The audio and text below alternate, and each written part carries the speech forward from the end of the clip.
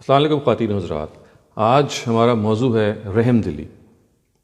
رحم دل ہونا ہم سب کا ایک ایسا شیوا ہونا چاہیے، ایک ایسی عادت ہونی چاہیے کہ جس کے لیے ہمیں کوئی ایفرٹ نہ کرنا پڑے۔ یہ ایک ایسا مزاج کا ہمارا حصہ بن جانا چاہیے کہ یہ آپ سے آپ ہمارے اندر سے پیدا ہو۔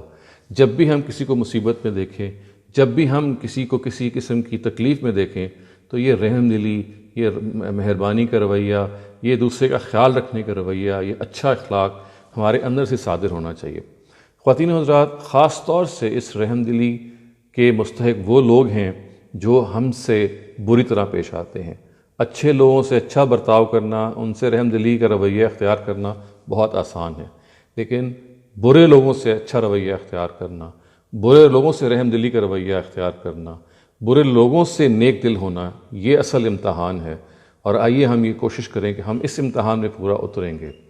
ایک آدمی اگر ہم سے جتنا زیادہ ہارش ہو رہا ہے، جتنا زیادہ ترش خو ہو رہا ہے، جتنا زیادہ سختی سے بات کر رہا ہے، آئیے ہم اتنی ہی زیادہ نرمی سے اس کے ساتھ بات کریں، اتنی ہی زیادہ محبت سے اس کا جواب دیں۔ آپ یقین کیجئے کہ رویے کی اس تبدیلی کے نتیجے میں سنگین سے سنگین لوگ تبدیل ہو جاتے ہیں، پتھر بھی موم ہو جاتے ہیں، پگھل جاتے ہیں۔ برے رویے کے جواب میں اچھا رویہ اختیار کرنا، سنگ دلی کے جواب میں نیک دلی اختیار کرنا، یہ ہمارا شیوا ہونا چاہیے۔ ہم اس کی خاص طور سے کوشش کریں۔ اور خواتین حضرات، اس رحم دلی کے رویے کو ہمیں صرف اپنی ابنائے نوع تک محدود نہیں رکھنا، بلکہ جانوروں تک بھی ممتد کرنا ہے۔ جانور بھی ہماری ہی امان میں دیے گئے ہیں، وہ بھی ہمارے استعمال میں دیے گئے ہیں، اور قرآن مجید سے معلوم ہوتا ہے کہ اللہ تعالیٰ نے ان کو ہماری ہی خدمت کے لیے پیدا کیا ہے۔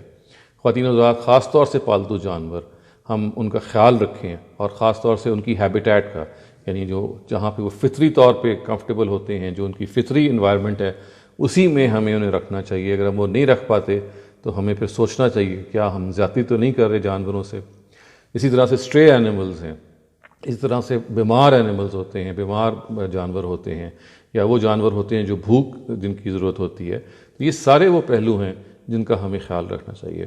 اور پھر خواتین حضرات، آگے بڑھ کے، اس سے بھی آگے بڑھ کے پلانٹ لائف ہے، یعنی جو ویجیٹیشن ہے، اللہ تعالیٰ نے جو سبزہ اگایا ہے، جو پھول اگائے ہیں، وہ پتیاں جو ہمارے لیے کھلتی ہیں، ان سب کا بھی خیال کرنا، یہ بھی بہت ضروری ہے۔ یہ بھی اسی رحم دلی کا ہی حصہ ہے کہ ہم کبھی سورج سے ان کو بچائیں، کبھی سورج کی روشنی اس کو ان کو فراہم کریں، کبھی کھاد ان کو فراہم کریں، کبھی پانی ان کو فراہم کریں۔